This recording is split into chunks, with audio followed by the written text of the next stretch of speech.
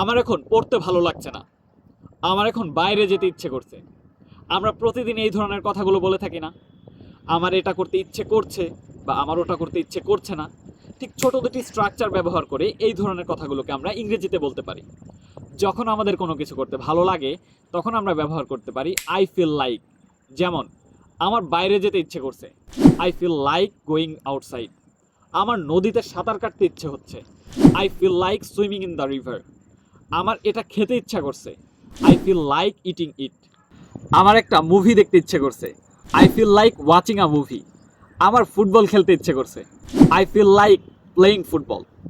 আর যখন আমাদের কোনো কিছু করতে ভালো লাগে না বা ইচ্ছে করে না তখন আমরা ব্যবহার করতে পারি আই ডোন্ট ফিল লাইক।